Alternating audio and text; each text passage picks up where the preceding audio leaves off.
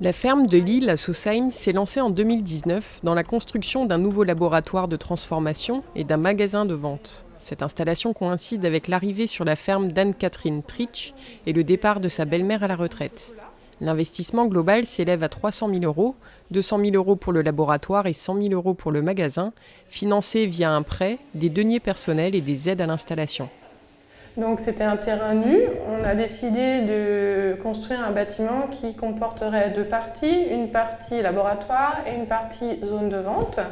Et dans la partie laboratoire, on a inclus une fromagerie, une salle de conditionnement, la laverie, une zone de transformation pour les yaourts et deux chambres d'affinage.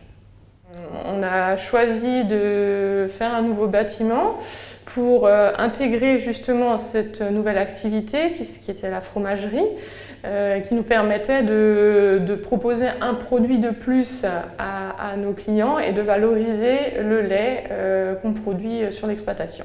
Donc le magasin de vente était déjà existant avant, sauf qu'on avait une gamme nettement plus réduite de produits. Ça se limitait à des œufs d'un confrère et à du lait de notre exploitation. Au fur et à mesure, la gamme de produits ayant augmenté, les locaux n'étaient plus du tout adaptés. Donc on a dû repenser la question. Et deuxième point aussi, comme ma belle-mère souhaitait prendre sa retraite et que le magasin se situait dans leur maison, c'était quand même plus intelligent de sortir vraiment le magasin, de faire un local totalement indépendant. Anne-Catherine Tritsch a pris la décision de s'installer sur la ferme de son mari Frédéric après un burn-out dans sa précédente vie professionnelle. Elle s'est formée à la fabrication de fromage via la chambre d'agriculture et au sein de la ferme des Dahlias notamment. Les travaux achevés en mars 2020, l'utilisation des nouveaux locaux a débuté sur des chapeaux de roue du fait du contexte particulier du premier confinement. Donc le démarrage du nouvel atelier a juste coïncidé avec le début du confinement. Donc c'était un petit peu compliqué pour nous puisqu'on a été confrontés à beaucoup de problèmes en même temps. On a une employée qui a pris son congé de maternité, on a un autre employé qui était juste en congé à ce moment-là et on a dû déménager, s'approprier les nouveaux locaux, se réorganiser et en plus de ça on a eu une recrudescence de clientèle qui n'est pas là habituellement et qu'on a dû satisfaire du moins le mieux possible en étant en effectif réduit.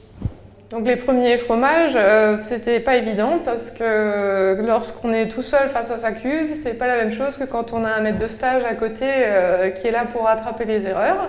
Donc on est obligé de faire un petit peu de tri dans tout ce qu'on a appris, de remettre les choses dans l'ordre, de s'approprier aussi son lait puisque d'une exploitation à l'autre le lait n'est pas le même, c'est un produit vivant. Donc par conséquent, les fromages, on ne peut pas faire des copier-coller sur ce qu'on a appris, il faut faire des ajustements, des adaptations. Et ça, il faut bien une bonne année pour arriver à dominer, on va dire, tous les petits soucis qu'on peut rencontrer.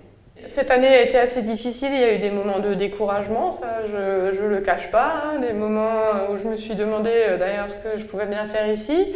Et puis petit à petit, eh ben, on se rend compte qu'on arrive à un produit qui nous plaît, qui est correct, qui plaît aux gens. On a un retour des clients qui est favorable, donc on se dit bah, finalement, voilà, j'ai fait le bon choix et je suis content de ce que je produis, quoi.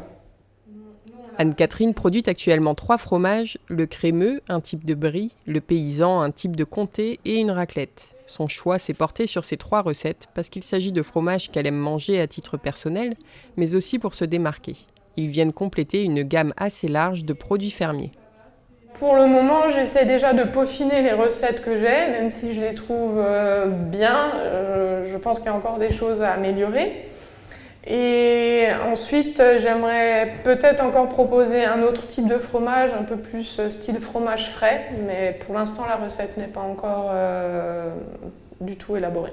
Donc la gamme est comprise de produits laitiers, donc on a des yaourts, des fromages blancs, des crèmes chocolat, des flans, des glaces, du fromage, du beurre.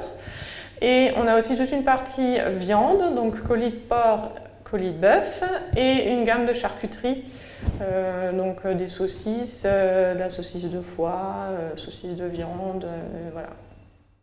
Les produits sont proposés à la vente au magasin chaque soir, du lundi au vendredi et le samedi en journée. Le magasin accueille également 2 fois par semaine les paniers de légumes d'Éric et Caroline, maraîchers bio à Holsfière. Et à cela s'ajoutent des distributeurs à l'extérieur qui proposent leurs produits laitiers et carnés 24 heures sur 24 et 7 jours sur 7. Alors les distributeurs, ça ne touche pas le même type de clientèle puisque c'est une clientèle qui vient à tout moment de la journée. Ça permet vraiment un dépannage. De ce côté-là, les gens sont très contents. C'est les gens qui ne vont pas forcément au magasin et vice-versa. Les gens qui viennent au magasin ne vont pas forcément au distributeur. C'est un petit peu, c'est vraiment deux types de personnes différentes. Anne-Catherine vise aujourd'hui l'objectif de vendre le double de fromage, des fromages qui devraient obtenir bientôt leur certification bio.